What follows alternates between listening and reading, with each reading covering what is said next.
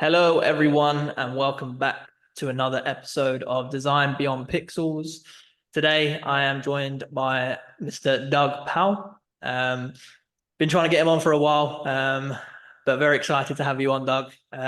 Be great if you could just give the guests or anyone who's viewing a little bit of an introduction into yourself and your career so far.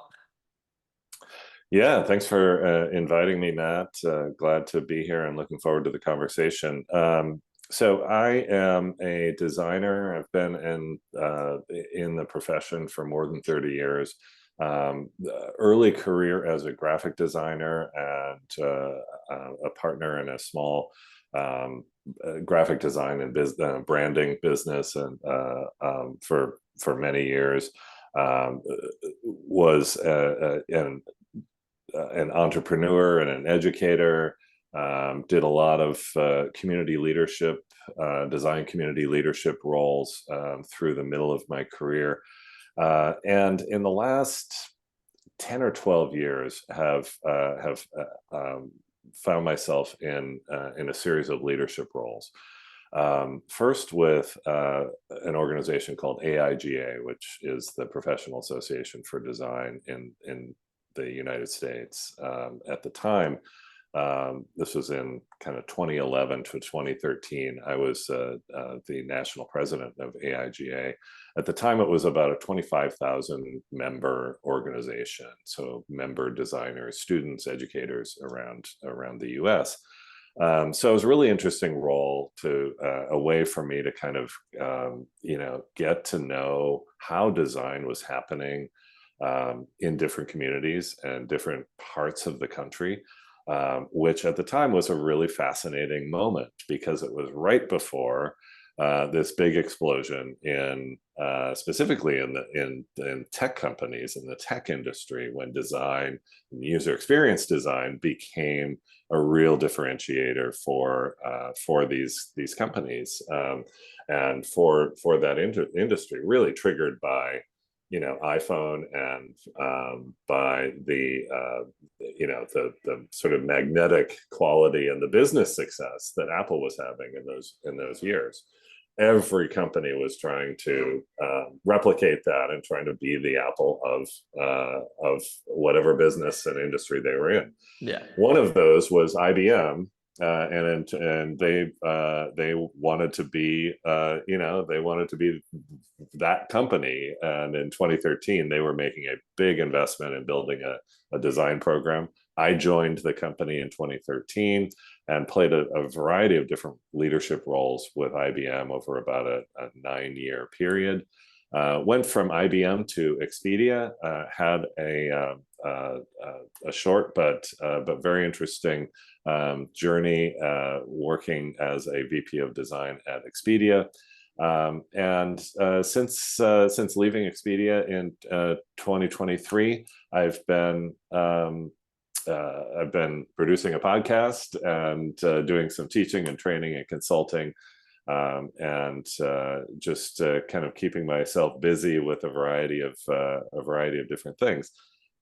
As we'll get into, I along the way have become very interested in the journey, the experience of being a design leader, being a designer who is taking on different leadership roles in mostly in scaled organizations, and what that means for us. So that's a little bit of a snapshot of my Awesome. journey. Yeah, I'm sure there's plenty more details you could go into, but I think we might be here all day with the amount of experience that you've got. But no, look, as I said, pleasure having you, Doug. Obviously, I know you mentioned your podcast. I know there's obviously a very big initiative that you drive with Rachel from who's obviously CDO at PayPal now. Tell us a little bit more about those two, the podcast and obviously the initiative you've got with her. Yeah. So the podcast is called This is a Prototype, the Design Leadership Podcast.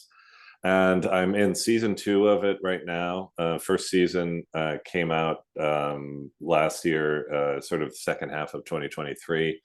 And the format is much like this, kind of me talking to design leaders about their career journey, about the challenges that they've faced, about their, how they've navigated different twists and turns in the road along the way, and really tapping into their wisdom and experience. And it's been a project that I've wanted to do for many years, and now I've kind of got the bandwidth to do it. So it's been a lot of fun. So yeah, this is a prototype, the Design Leadership Podcast, and it's available on all the podcast platforms. Then you mentioned Rachel Kobitz was my boss at Expedia. She was at the time global head of design at Expedia, and she hired me to join her leadership team at that company. And we both ended up leaving the company at about the same time in early 2023. She has gone on, as you say, to take I think one of the most interesting roles in the industry right now, Chief Design Officer at PayPal. And she's doing great work there, building a team, and really kind of she's really kind of at the center of the reinvention of that company, which is super exciting. She and I have been kind of creating a series of courses, online courses for design leaders at different points in their career journey. And we run this on a platform called Maven, which is kind of like a masterclass sort of platform. And it's called Design Leadership at Scale. I run a course called Design Leadership at Scale Director. And we've got, cohorts. It's a 2-week course. And it's kind of a cohort model. So you're going through the course with a group of other leaders. And it's a very interactive experience. Lots of guest speakers, lots of activities, lots of project work, but also discussion and reflection. And it's been a lot of fun to do that for me, to kind of bundle and compile my own experience as a leader, and then to connect with with leaders who are going through the same journey in their own careers. Yeah, definitely. No, I think it's great that you're, well, firstly, you've got the time to do it, of course. But I think it's great that you are actively trying to give back to the community, try and, really educate and enhance other people's lives and their careers. Because obviously you've been through very similar instances in your career. And I think it's great that you're giving back for sure. And what I'll do is, Doug, I'll link all of your, for the podcast, and obviously the courses that you do in the when this comes out, of course. Great. But cool. Awesome. So look, obviously, Doug, I know I gave you the task of coming up with the topics for today's podcast. So if you could just run through very quickly what we're going to be discussing on today's episode. Well, we're going to talk about design leadership, and as I just mentioned, with the course that I'm running, we get into a lot of important questions about how we do how we as designers do these roles that many of us are finding ourselves in as we move through our career and as we progress through the sort of the hierarchy of working in a big company.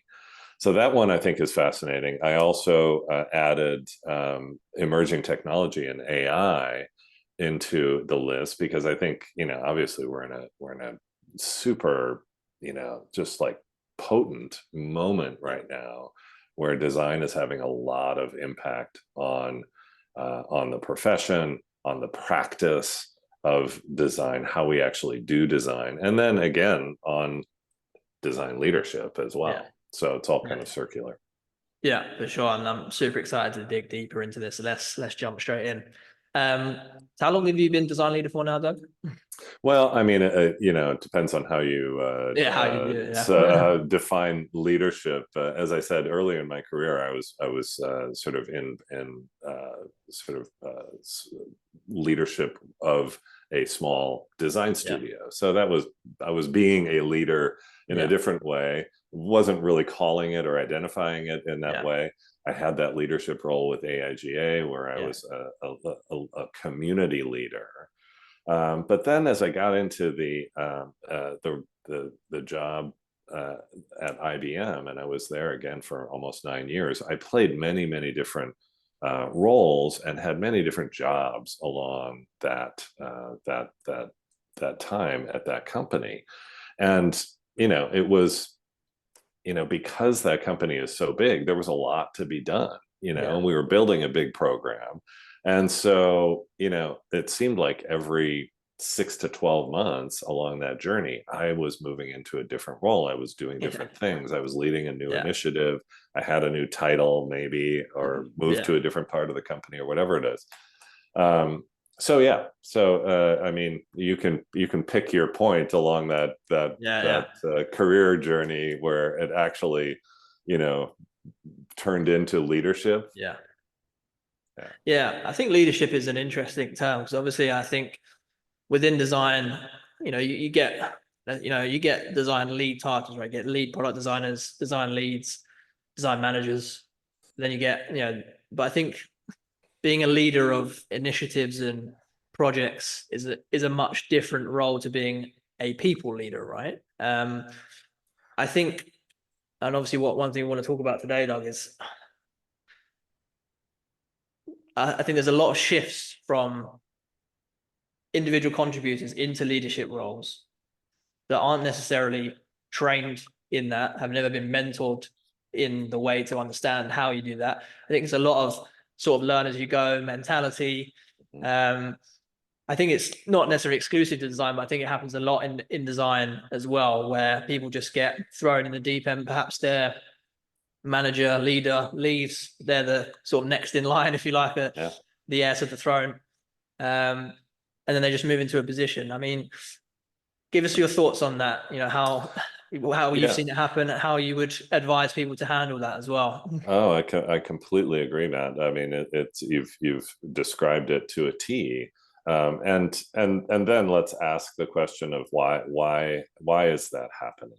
I mean, when you look back, even in my story of my career, over 10 to 12 years, let's say, like when I joined IBM in 2013, there were no executive design leaders at that company.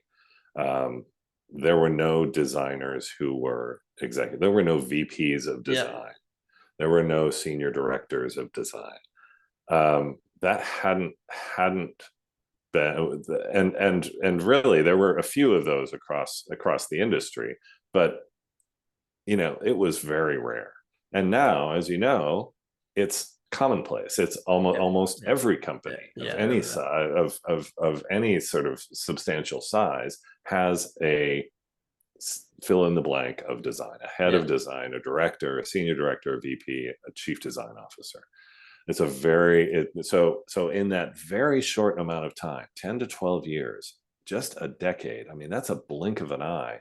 We've gone from 0 to 100. Yeah. And that scaling has happened just so rapidly that the industry, the talent pool, has just not been big enough to accommodate that and to account for all of those roles that need to be filled. So, to your point, people are finding themselves moving through, hey, I'm a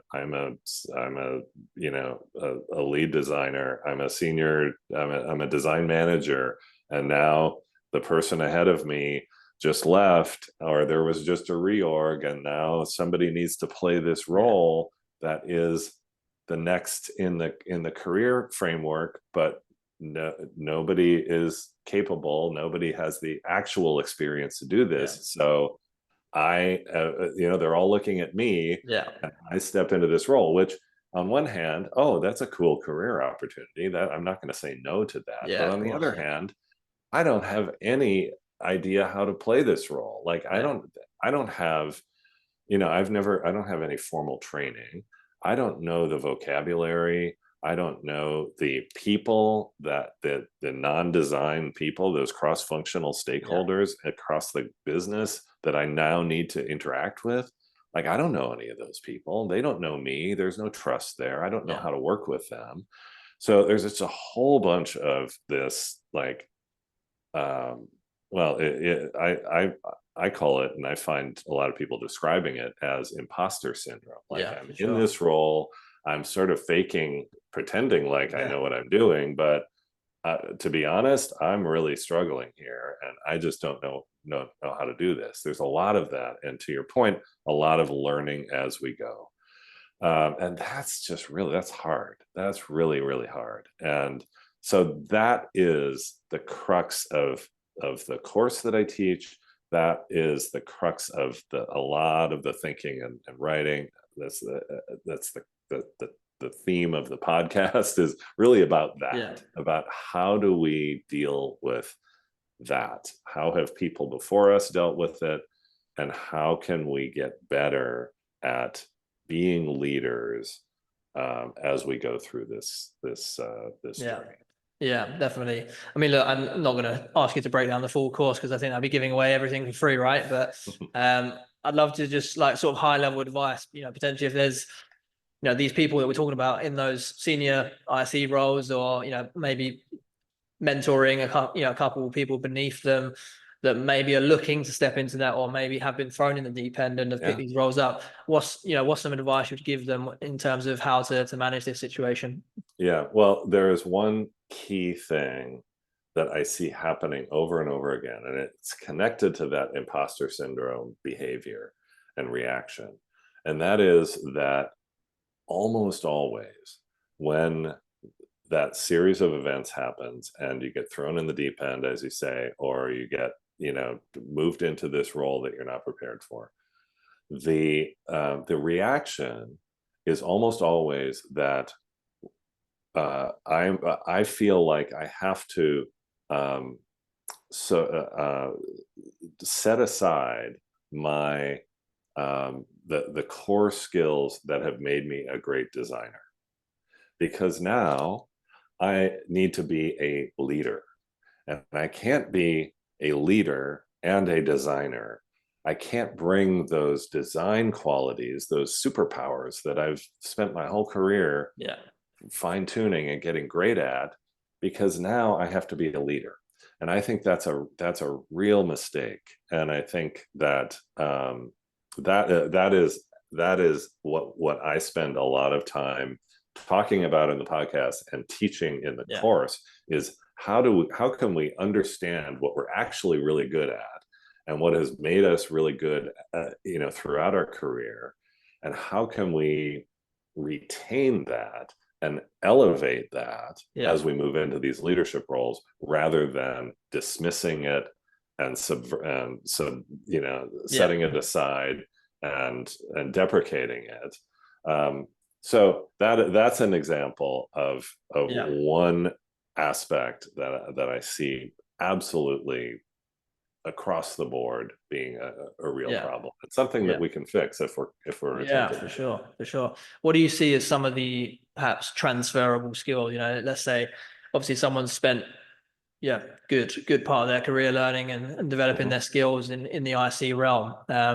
What do you see as some of the transferable skills that they could take into leadership that would really help them? Well, for many designers, not all designers, but many designers, you think about what were the earliest skills that we had, or the earliest experiences that we had, even as children, long before we actually became designers. Many of us, for instance, myself included, I could draw. I was an artistic kid. I could draw as a kid. So that skill of visualization Yeah. is something that is a differentiator for me, because when I get into a business leadership setting, most of the other people at the table don't have that skill. Yeah. And so if I can say, hey, this is a really complex conversation we're having here, we're really struggling to sort something out here because there are a lot of aspects to it that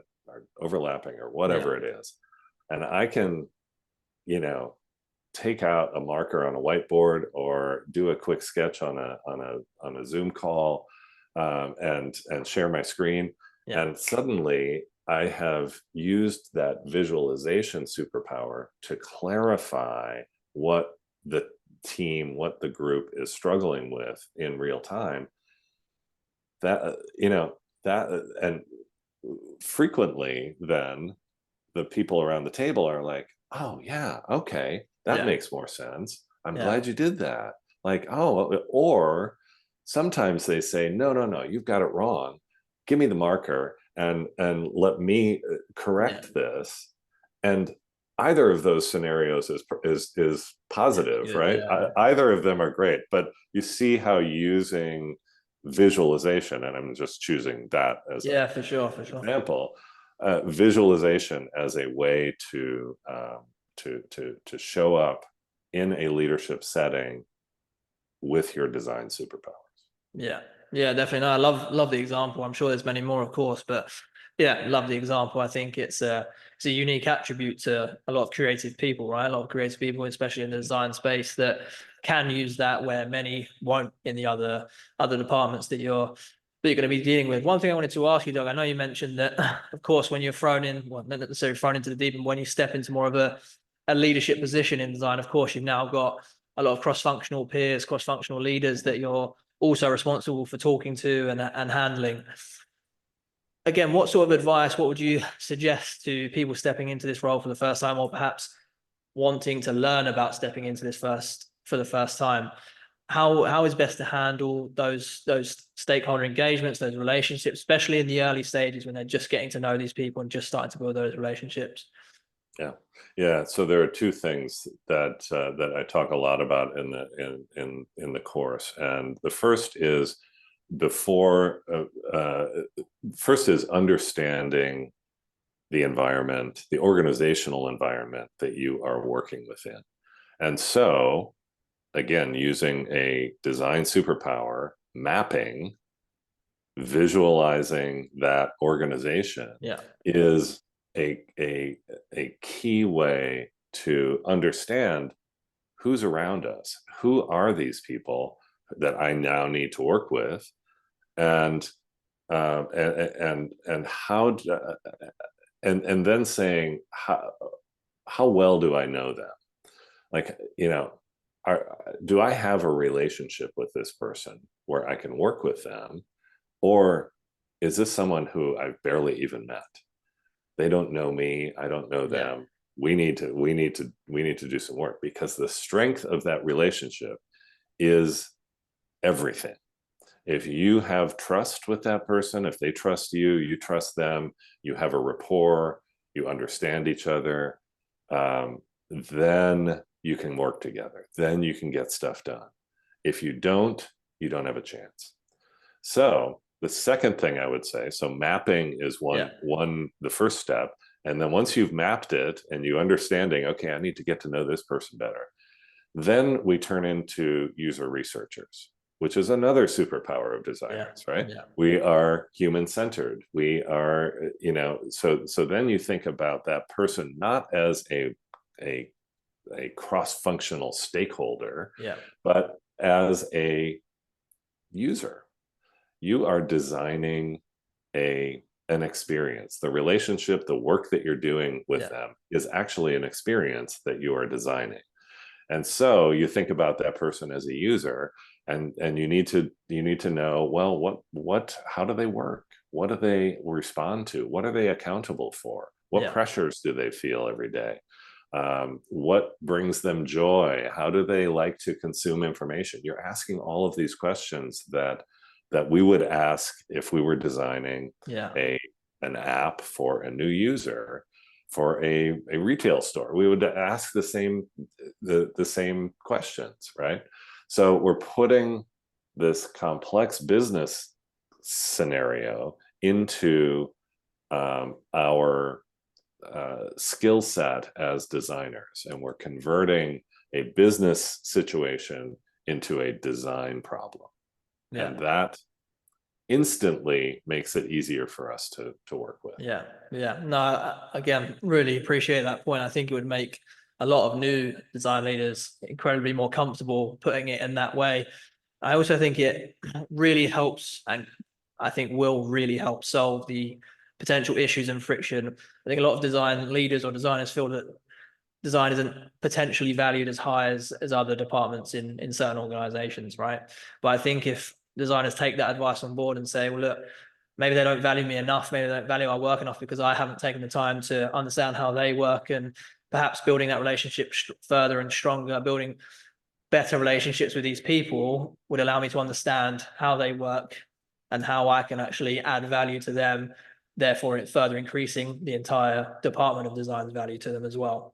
Yeah, that quality of empathy, which we talk a lot about in design, needs to apply not just with our users, our customers, our audiences, our patients, all of the people that we are designing products and services for, but also for our teams, our coworkers, our colleagues. Yeah, I wanted to flip it a little bit in terms of, when a company's looking for a design leader.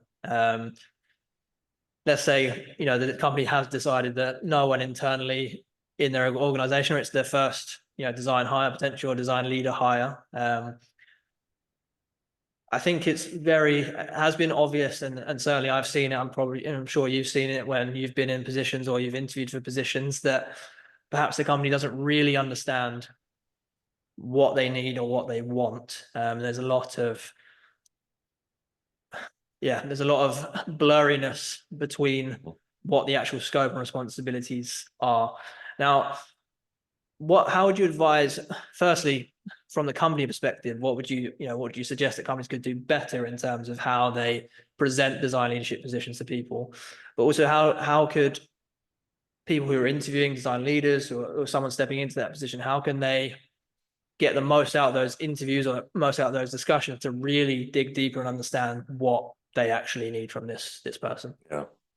Well, on the first side, the how can companies get better? The first question is an organizational one, like where does design sit within the organization of the company? And there's no single answer to that. There's no best answer for that.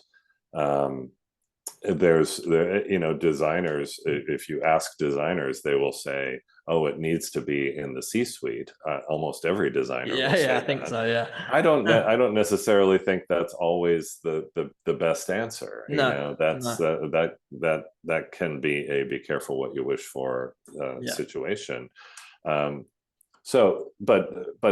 the important thing is that I see a lot of companies where they're not giving enough thought to that question, and they're just sort of sticking design where it's always been, or they're sticking design where they see other companies sticking design, or they're just sort of arbitrary about it. Yeah.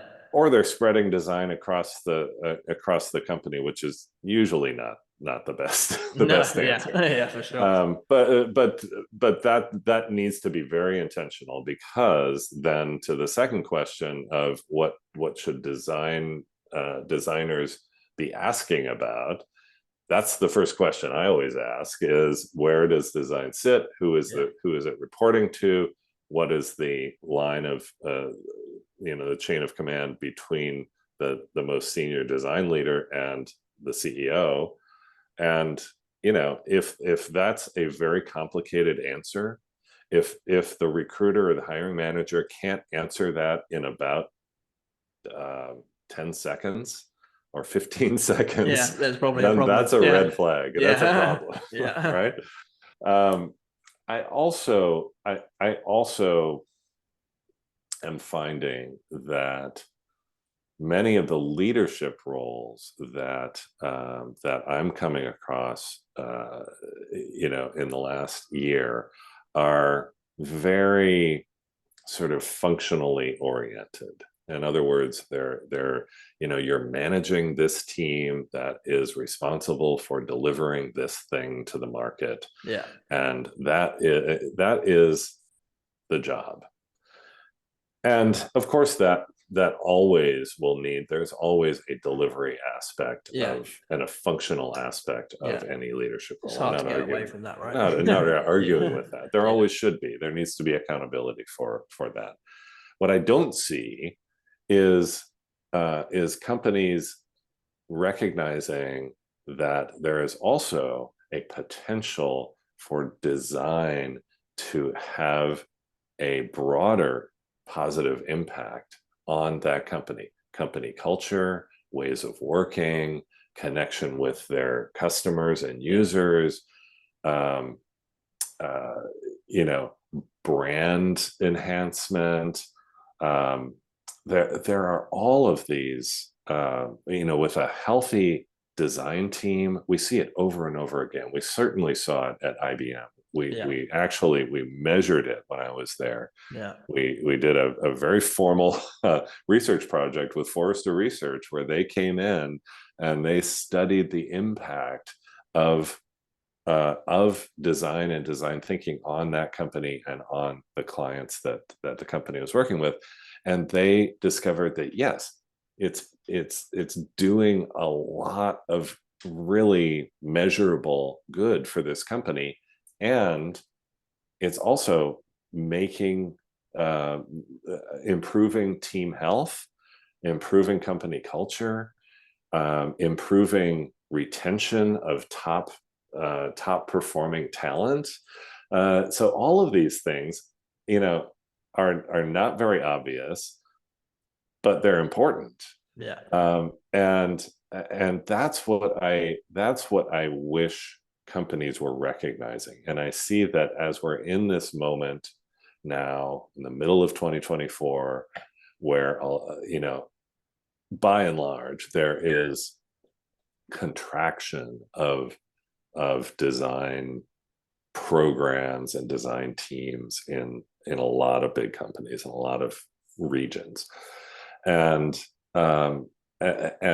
so then the roles that are being promoted and the roles that are being posted are very they lack that imagination and that thinking of design needs to do this very important functional thing, but design can also do a lot of other important things for this company.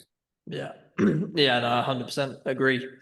I think there is a distinct lack of those much broader scope of positions for design leaders. As you said, I think certainly a lot of the roles that I've seen or spoke about with hiring managers recently seem to be very specific to the functional purposes, as you mentioned. As you said, there's no getting away from it. Of course, it's definitely part of the role, but I think every design leader who's been in leadership positions for a while now envisions that role where they can step into that much more impactful role that can create impact across multiple different places in the business. I think I spoke to, so I don't know if you know Bob Baxley.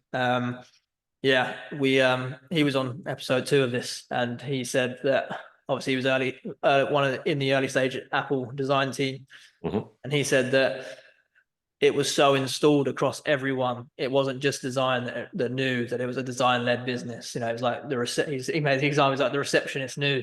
You know, it was just the culture. It was a feeling that he just said he hadn't seen really replicated since being there. And I think it's something that obviously everyone has strived for, but you know, there's very few companies that have really achieved. I think Airbnb perhaps are probably up there now too, but I think it's a tough thing to do in today's market for sure. No, I think of the mission that we had at IBM when I was there was to create a sustainable culture of design and design thinking at IBM. Now, you know, I'm not going to claim that IBM has become the new Apple, but we made a lot of we moved the needle. We moved the needle at that company, and that's important, right? I think that's super. Yeah, and it was because of that mission. Because because that mission was a culture change mission, we had the permission to go out there and to reach out to and connect with and to penetrate lots of different teams and parts of that company that we never would have had access to otherwise. Yeah, definitely.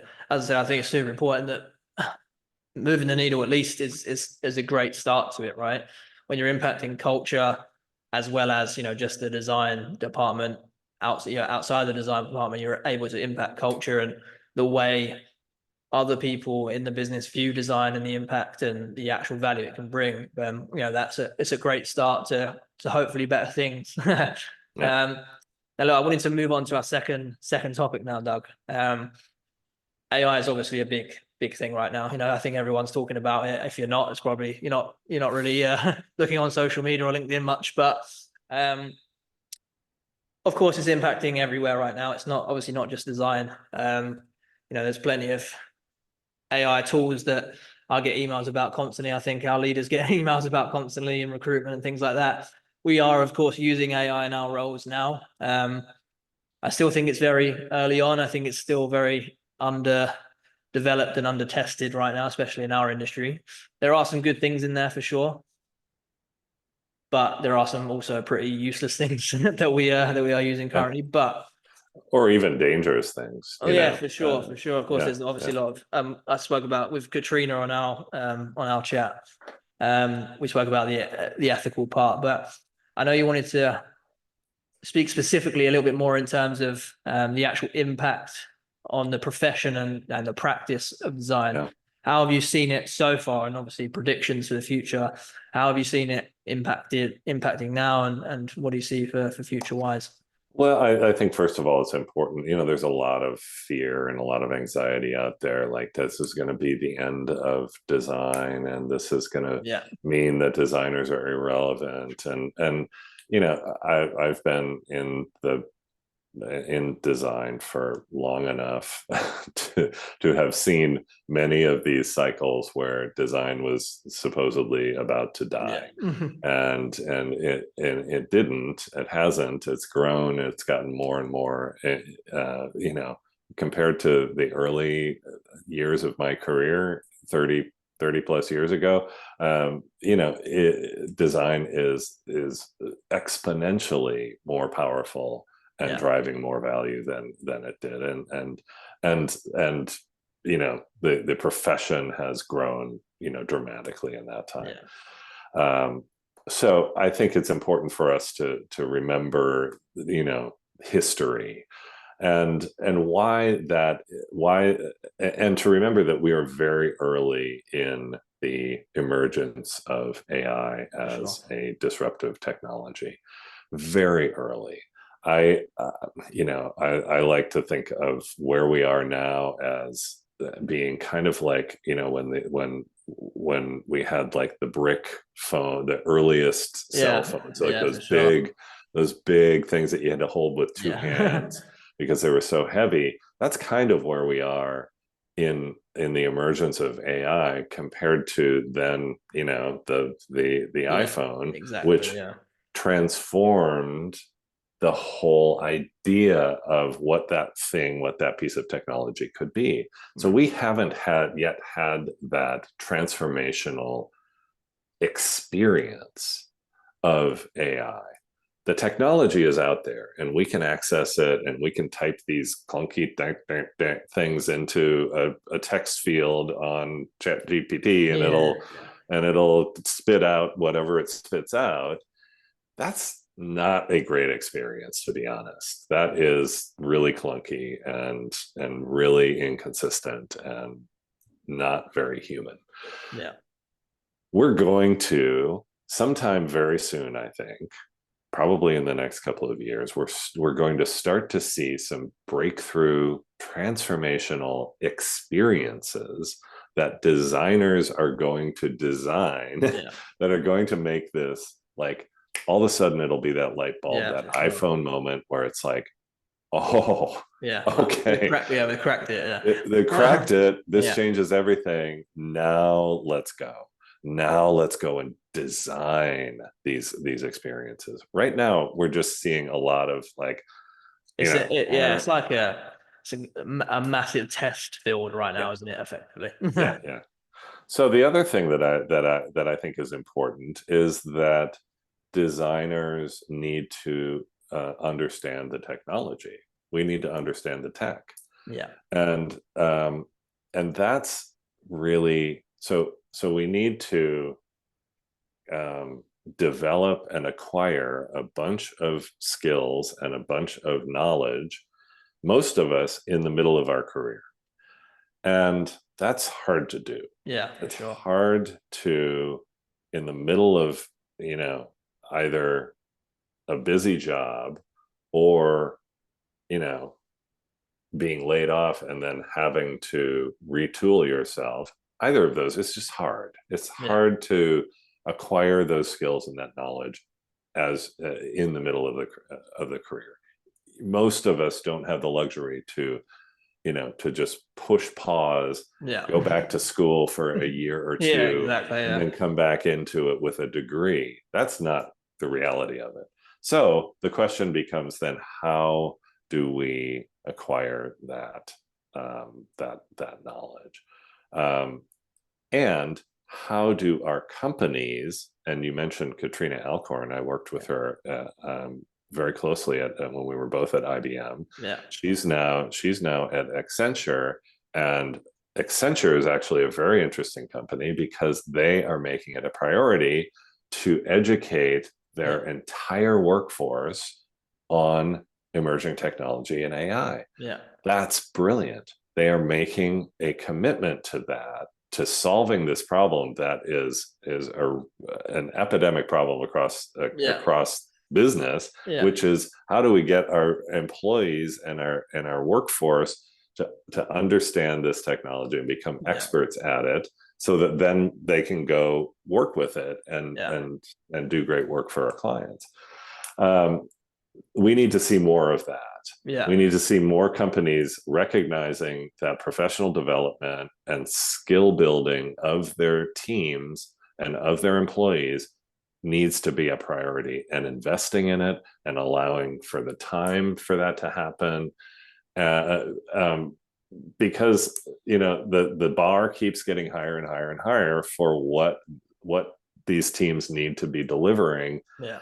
And yet the teams are not able to meet that bar because they just don't have the skills to do so in many cases. Yeah. Do you think the lack of education in emerging technologies is perhaps the reason why we keep seeing so many AI startups pop up constantly and then disappearing evidently as quick?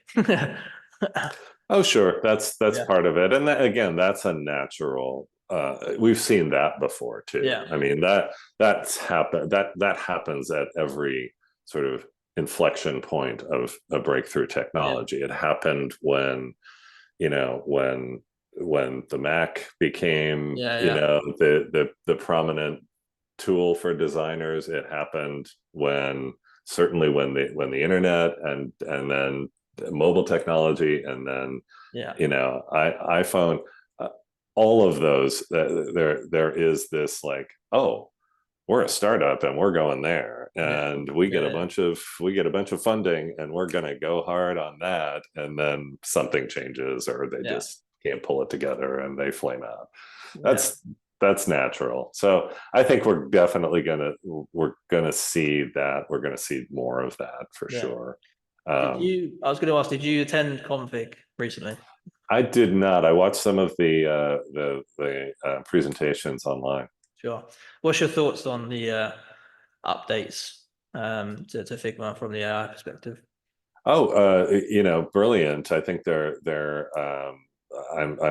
a user and customer myself, and I think they've done done super well to integrate emerging technology. I think it kind of seems like a I don't know, like a minor feature, but the slide functionality, that's great. I mean, that is a very customer centered release, and an important one because everyone was hacking the tool to make slides there Yeah. anyway, and they're doing Yeah. presentations on there. So that's an indication to me that they are tuned into their customer, and they're they're really putting the customer first. Yeah. Yeah. So obviously a very, very clear evidence of conducting good user research and listening to the users, right? Yeah. I mean, you mentioned Airbnb a moment ago, and I Yeah. see the same quality with Airbnb. I mean, you see when they release a new feature or they make a change in their product, it is very, you can trace Yeah. it right to the customer insight, and that they are listening very carefully. They're super tuned into their customer. Yeah. Yeah, for sure. Well, look, Doug, it's been an absolute pleasure having you on. Um, I hope you've enjoyed it for sure. Yeah, thanks, Matt. It was great. Good discussion.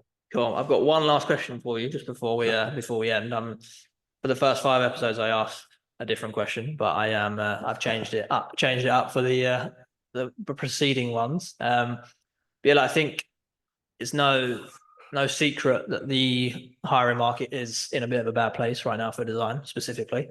I think there are lots of people struggling out there to, first of all, land interviews, which is not the question, but I think just in terms of interviewing, when designers are in the interview process, what is your could be one, but what is or a couple, what is your most valuable interview tip for designers who are trying to find the next role right now, or just generally? Yeah.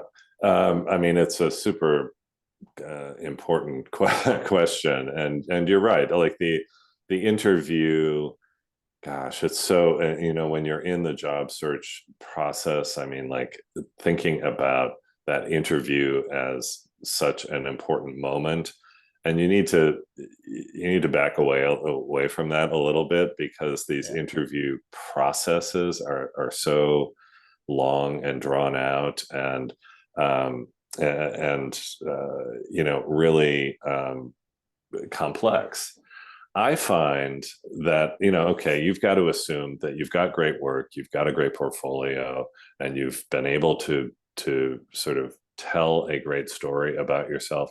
I find that when I am hiring somebody, so when I'm on the hiring manager side of the interviewing process, or when I'm writing a job description for a new posting, a new role, um, what I'm trying to do is to understand if this person is going to be the right fit for my team. So there is the role, and the job description is almost always about the role. But then how does that role fit into a complex team? And so if you're on the interviewing side, if you're on the searching side of that table, then you need to be tuned into the fact that not only are they trying to fill this role that they've written that job description for, but they are trying to figure out if you are a good fit for that team. And so ask some questions about that. Like, hey, tell me about the team. Tell me about the dynamics. What's the culture of the team? What's what can I, who are the stakeholders that this team is working with on a daily basis? And then as you learn some of those things about the team, then be prepared to say, oh, that's really interesting, because on the last team that I was working with, we were able to build a really strong culture, and we were able to connect with the other teams that we were working with all the time.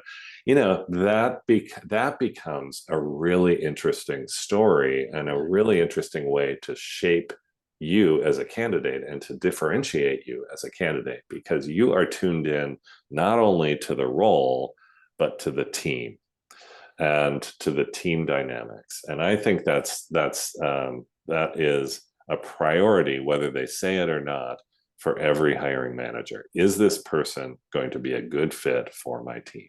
Yeah. Yeah, no, I agree. I think there's a difference between filling a role and filling a role on a specific team, right? Mm-hmm. Because someone could be a good fit for what is said on the job description, but Yeah. culturally could be just not the right person, right? You know, I think Right. there's always a natural connection in terms of personalities, in terms of how you communicate with each other. But yeah, I think there's always that feeling of, yeah, how this person comes across to you, whether they are going to be a fit into the dynamic of what the already existing culture is, right?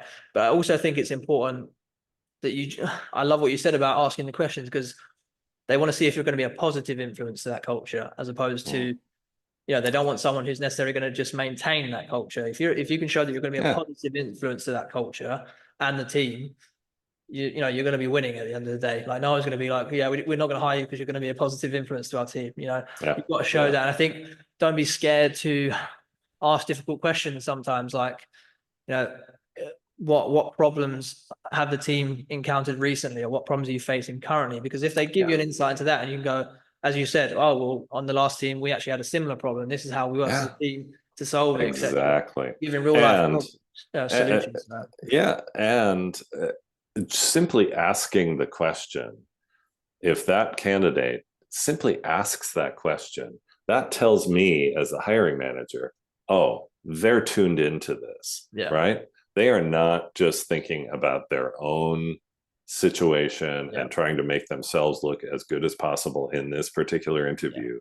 They are tuned into what I'm trying to do as I'm building this team. Yeah, I agree. I think the power of asking questions is so important. It's so big in interviews, because don't get me wrong, I think sometimes it can feel like a bit of an interrogation, and we don't want that environment in interviews, right? It makes people feel uncomfortable. It ultimately probably ends in the interview not being so great. But if you feel yourself in that scenario, a very simple way to get out of that is to just start asking questions yourself, because then it becomes much more conversational. You start to get an idea and understanding of where the team is actually at, what problems they might be facing. If you solve similar problems, you can then elevate yourself in that scenario. And it's very much like sales, right? You're trying to identify the problems that you can potentially provide solutions to. And you can't do that unless you ask good questions, curious questions, empathetic questions about their situation. Don't be afraid to ask why the position's open. I think people don't ask that enough, because they just think, oh, well, I'm the one interviewing for the position, I've got to just sort of shut up and answer their questions. But if you can't understand why the role's open, then you don't know whether it's actually something you're interested in, something you can solve, something you can fill. Because there's plenty of reasons why it could be open. It could be a backfill, could be growth, could be the hiring manager's come in and just got rid of everyone that was there and is starting building a new team again. It does a reorg, or just also and every one of those answers reveals a different piece of data about that team that then you as a candidate can use as you're conducting that conversation and presenting yourself. And what I wanted to just end on, Doug, as well, is that I think if you ask these questions much earlier on in the process, if you do it at the first stages, obviously we get, of course there's time limitations and things, but make sure you come in with very powerful questions as soon as you possibly can, because in the instance you get the answers to these questions as soon as possible, when you get to case study presentations, portfolio presentations, you know what they're looking for, you know what their problems are. And if you've got similar case studies that you can show, or you can actually tailor your presentations to potentially similar scenarios or similar problems they're facing, it's only going to have a positive impact, right? Right. Yeah. No, I think information is power. For sure. Awesome, Doug. Well, look, as I said, really appreciate you having you on. I will link everything in terms of all of your links to the bottom of this when this is released. It's been an absolute pleasure, Doug. Thanks very much for your time. Thanks so much, Matt.